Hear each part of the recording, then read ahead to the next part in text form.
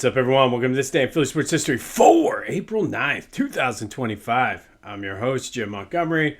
Welcome to a Wednesday edition of the podcast. Happy hump day to everyone out there. As we always do, let's start off with some quick housekeeping.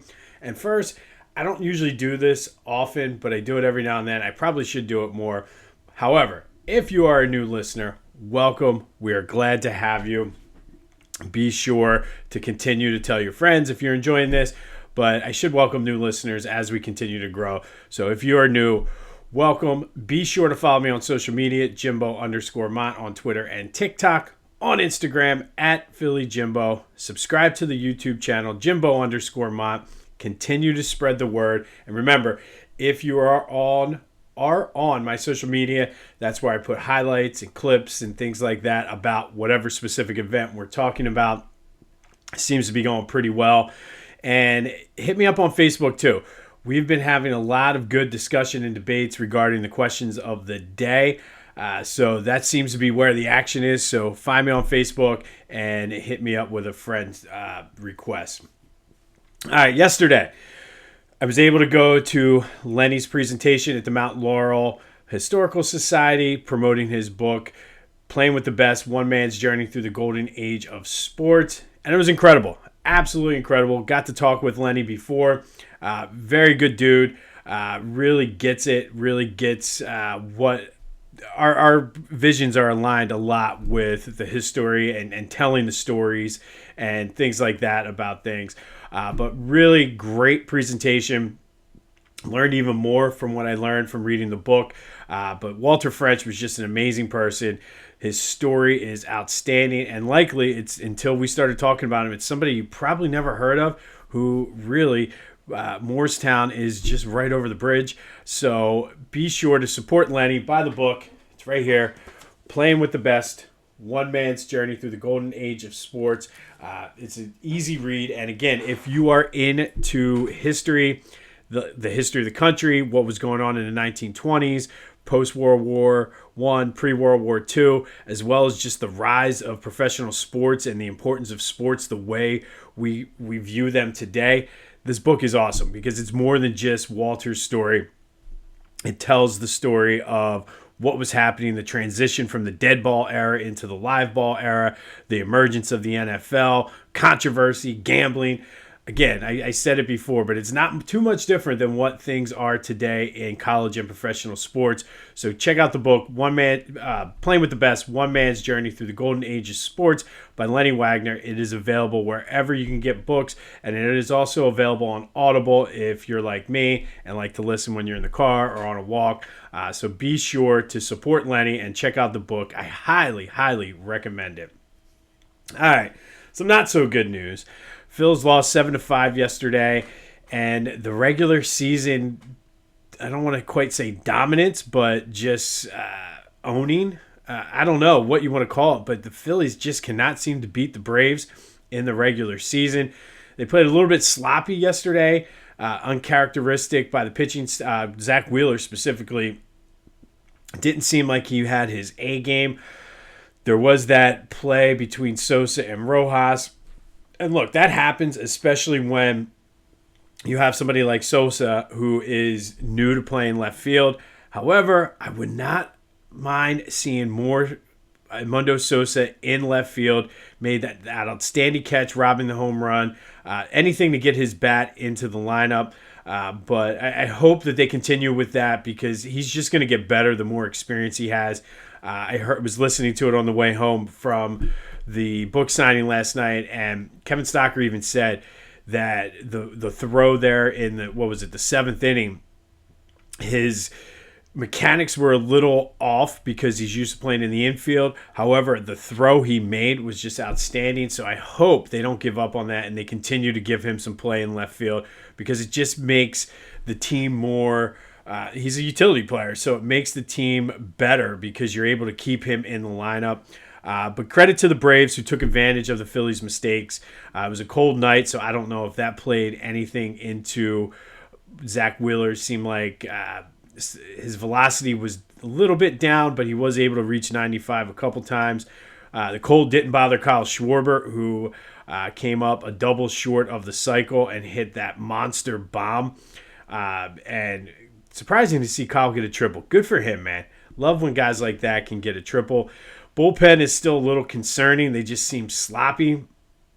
They could, they ended up losing 7-5, but it could have been 6-5. Like, it just was, I'm a little concerned about that. But we're 10 games in. If you'd have told me the Phillies were going to start 7-3, I would have taken it. They're back at it tonight. Our old pal, Taijuan Walker's on the mound. Hopefully he can continue what he did last week. And truthfully, what he did all spring. He had the 2 bad starts in the spring. It just so happened that those were the 2 starts right before the season started. But I'm looking for Taijuan to continue his resurgence, I guess you could call it. But they're going to need him, maybe to give the bullpen just a chance to reset a little bit. So if he can go 5-6 innings today, hopefully 6 innings, I will be happy. But that's tonight. Phillies Braves down in Atlanta. Taijuan Walker goes on the mound for the Phils. Sixers are in action tonight against the Wizards down in Washington. 3 games left. They have all but essentially clinched at least the number 5 spot going into the lottery. They currently are up 3 games on the Nets with 3 games to play. I believe, and I'm not sure if my math is correct, a loss tonight would clinch that for them. But they are only 2 back of the Pelicans, who couldn't get the job done against the Nets. And I saw a lot of talk on Twitter who we should be rooting for in that game. And really, if we wanted the 4th seed, we should have been rooting for the Pelicans. However, it's not out of reach to get that 4th spot, but at least with a loss tonight, I'm almost certain that the Sixers will clinch the 5th spot. Then it's all up to ping pong balls or whatever the NBA uses for determining their draft pick. I don't know. It's the most confusing. Like, I would love to see them have a big air vat similar to what the lottery does, or even have, like, for the daily number, the 3-digit number, have three things and have the same amount of ping pong balls in each, and just have, I don't care who does it, just somebody go by, lift the switch, ping pong ball comes up, that's who has the number 3 pick. Lift it up, that's who has the number 2 pick. And I don't know. I feel like being able to watch that would be fun. And with the NFL televising and promoting and making it all about them all the time, 24/7, 365 days a year, the NBA, you want to increase some drama and some intrigue and get people to tuning in. I would tune in to see that. This isn't the question of the day, but a little bit of a bonus. Would you want to watch that? Like, I just think that would be so much fun. Like, have all of the teams, instead of like how they have them lined up behind the commissioner, flip it around. Have them all sitting in the audience, the commissioner up there with the big lottery machines, and all right, here we go. And even if you want to do it, I don't know, 1, 2, 3, but it creates the drama if you go to 3rd pick up to the 1st pick. I don't know. You could do it in a half hour. Get the Charles Barkley and Kenny Smith and Shaq to commentate it. I don't know. Just something to draw some interest. I would watch it, but would you? Let me know. Flyers are in action tonight up in New York to take on the Rangers. They seem solidly in that 4th spot for the NHL draft lottery, which again is a very confusing process as well. And NHL, if you want to steal the idea, because I doubt the NBA is going to do it, feel free to take it. I think it would be intriguing. I'd watch that too. But the Flyers have 5 games left as they're looking to jockey for draft positioning. Be sure to check out my boys at the Clashing Conferences podcast. Lots of great things going on with their sports fan network. Excuse me. Go to clashingconferences.com to see what they have to offer, how you can get involved, and how you can get your voice heard. Their podcasts as well are available wherever you get your podcasts, as well as on YouTube. But Steven and the crew over there are doing a great job. And then, of course, you know what I'm going to say. Go to Philly Goat. I talked to you yesterday about the Rocks Glass. Thing is awesome. $29.99. It's the Philly Fanatic and the Major League Baseball logo. One of my favorite shirts that Philly Goat has. Go check out the Rocks Glass if you're a whiskey drinker. I'm trying to. Whiskey, bourbon, whatever. I'm trying to be. Probably will have a few glasses this weekend. But this is like the perfect thing for you, especially sitting out maybe by a fire on your back patio, watching the game this summer. Pour some whiskey in the shot or the rocks glass, and you're good to go. They also dropped a new shirt, F around and find out, obviously with a PH. Go check that out. It's a great shirt. I'm sure we're going to be seeing a lot of them down at Citizens Bank Park this summer. But all that, everything on their site, use the promo code Jim Montgomery to take 10% off your order. That's phillygoat.com. Promo code Jim Montgomery to take 10% off your order. But that rocks glass is amazing. All right, today we're going to go back to 1993. And on this day in 1993, the Phillies were hot off their 3-game sweep of the Astros to open the season. And they were playing their home opener at the Vet in front of 60,985 people, the largest crowd ever at a Vet opening day. Now, I saw some controversy when I went back and did the research for this. There's an asterisk next to that number. The previous record of 60,431 was set the year before, but the rules changed for 1993. Before then, the National League, and this just still goes to show back then, the National and American League were still separate entities almost, but the National League would count only the people that came through the gate, where the American League just did ticket sales. But in 1993, the National League switched to ticket sales. So maybe 60,985 people showed up, maybe not, but because of the way they kept the records, it set the record for an opening day game at the Vet. However, the people in attendance, no matter how many people they were, saw the Cubs beat the Phillies this day 11-7. Big Ben Rivera gave up 6 earned runs in 2 1/3 innings. It was a preview of what the season was going to be for Big Ben. He ended up with a 5.02 ERA, but he always had a ton of run support. And I watched every game or listened to every game that year in 1993, and for some reason, that team scored a ton of runs when Ben Rivera, he won 13 games. But the story of this game, Darren Daulton hit 2 home runs, had 5 RBI.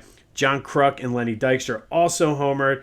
But the Phillies ended the day a half game back of the Pirates, tied with the Cardinals. Now, a lot of people think the 93 Phillies went wire to wire in first place. They, in fact, did not. This was the only day of the 1993 season that the Phillies were not in first place. They would regain first place the next day and never look back. Got a little dicey there at times, but they did not go wire to wire. I know a lot of people think from day one to the end when they clinched, they were in first place, but they were a half game back after this game. Also, another interesting tidbit about this game, Tyler Green pitched in the 9th, and he became the first player in Phillies history to be born in the 1970s. You want to feel old? 1993, the first player born in the 70s played for the Phillies, and that was Tyler Green. Yep, we're getting old, people. We're getting old. But on this day in 1993, Phillies lose to the Cubs in the home opener. Darren Daulton had 2 homers. John Kruk and Lenny Dykstra also homered as they played in front of a record crowd. Maybe. Who knows? But that all happened on this day in 1993. And then finally today, we're going to continue our missing ring spotlight. These are players who played in Philly, never won a championship in Philly, got close, deserved to win, but just could never get the job done. And today, Sir Charles Barkley, one of the all-time greats in Sixers history, one of the all-time greats in NBA history, does not have a ring in Philly or anywhere for that matter. But I would say for Barkley, a lot of times you say players choke and this guy couldn't get the job done. But it's not Barkley's fault. When he came to the Sixers, he joined a veteran team that were, I think, like 2 years removed from winning the NBA championship. And they went to the Eastern Conference Final his rookie year. That was his team with Dr. J, Moses, Mo Cheeks, Andrew Toney. So they were pretty stacked. And Barkley was sort of that guy that was supposed to be the next guy to step up. Doc was getting older. He was getting mentored by Moses. And then that disastrous 1986 offseason happened when they had the number 1 pick. All signs pointed to them taking Brad Daugherty. And ultimately, it never happened. Then the same night, they traded Moses Malone for a bunch of slop, and just it all went downhill after there. Andrew Toney never really played again. Mo Cheeks ended up getting traded. Doc retired, and then they never put a good team around Barkley. They were always a second-tier team, I felt, in the Eastern Conference behind the Pistons and the Bulls. Like, the Sixers were good. They were fun, but they were never able to get over the hump of the Pistons and the Bulls. In fact, the Bulls knocked them out of the playoffs 2 or 3 years during Barkley's time. We know he was traded in 1993, went to the Suns, immediately went to the finals before losing to Michael Jordan. But at the end of his career, he's top 5 in scoring for the Sixers, top 3 in reboundings, 4th in points per game, and is probably the best player in NBA history to never win a championship. So Charles Barkley is today's missing ring spotlight. Guys who should have won a championship in Philly, we wish would have won a championship in Philly, but could just never get the job done for whatever reason or the other. And I will say there are guys who we'll talk about the rest of this month that I feel they are at least a lot responsible for not winning a ring in Philly. Charles, it was not his fault, man. He did whatever he could, played hard almost every night, and just he didn't have the players around him. So you can't put that one on Charles. But it does lead to today's question of the day. And like I said, get on Facebook if you're not, because I know this is going to ruffle some feathers. And I'll recap yesterday's question of the day. First, I asked you which season was more disappointing, the 3-year span, the 02 through 04 Eagles or the 09 through 2011 Phillies, in honor of Cliff Lee and Roy Halladay being our missing ring spotlight yesterday. 63% of you said it was the 02 through 04 Eagles, but man, this sparked a lot of debate and a lot of discussion. I had a lot of people say, where was the 22 through 24 Phillies? They should be up there.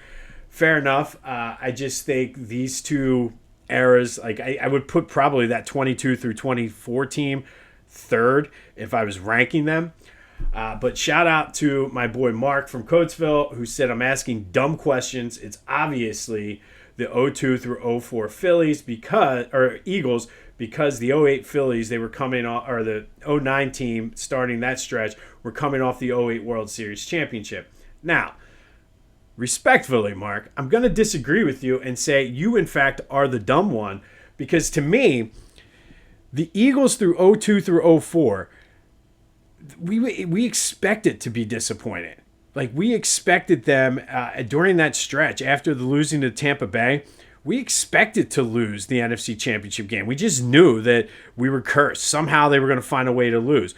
I don't think anybody really thought the Eagles were going to go and beat the Patriots in the Super Bowl leading up to the Super Bowl. So I feel like we were expecting disappointment, where I think your argument proves my point that the 09 through 2011 Phillies run was the most disappointing in Philly sports history, because we had a taste of the champagne. We wanted more. And there's no way. Like, you could make the argument that the Eagles were not the best team in the NFL.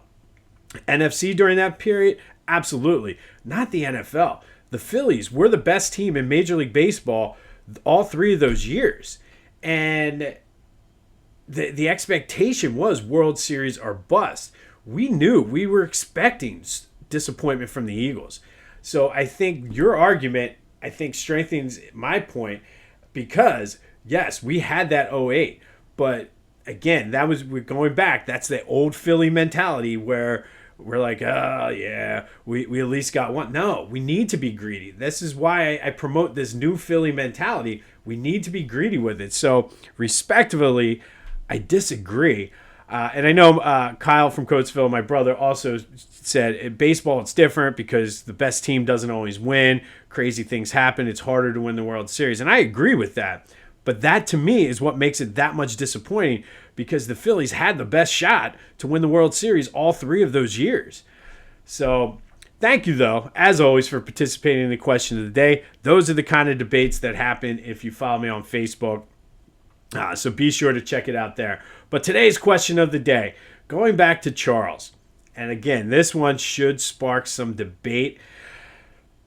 Who's the best player in Philly to never win a championship? Is it Charles Barkley or Brian Dawkins? I don't think you can really throw anyone else in there. Possibly Eric Lindros, but I would put him just a tier below Barkley and Dawkins. I got to go Barkley. And maybe it's my Sixers bias. I told you they're like my crazy ex. Like, I can't let them go. But I think when you look at Charles Barkley, is Brian Dawkins the best player in NFL history to not win a championship? No. Charles Barkley, the best player in NBA history to not win a championship? Yes. And I think that right there, there's the argument. I'm going Barkley on this one, but what do you think? 267-495-8531. That'll get you into the Back to the Future voice and text line. Best player in Philly to not win a championship, Charles Barkley or Brian Dawkins? Let me know your thoughts. Let the games begin. All in honor of Charles being our missing ring spotlight for today. On this day in 1993, Phillies had their home opener at the Vet in front of a record crowd, maybe, losing to the Cubs 11-7. Darren Daulton with 2 homers. Kruk and Dykstra also went deep.